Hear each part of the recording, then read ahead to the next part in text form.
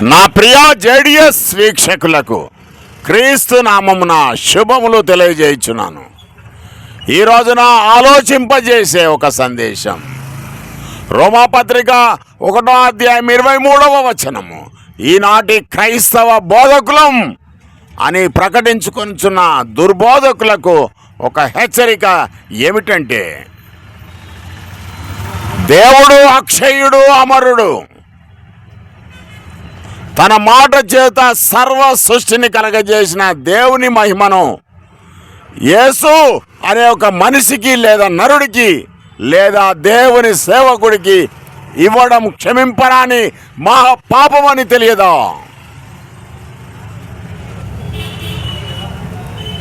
అలా దేవుని యొక్క మహిమను నరుడికి ఇస్తే నిత్య నరకమే అని బైబిల్ గ్రంథం స్పష్టంగా తెలియజేస్తా ఉన్నది. దేవునికి ప్రతిగా దేవుని ప్రక్కకు ఇంకొక దేవుణ్ణి కూర్చోబెట్టగలుగుతారా?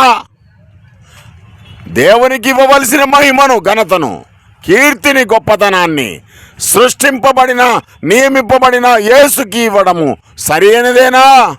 ఒక్కసారి ఆలోచన చేయండి, బైబిల్ను పరిశీలన చేయండి.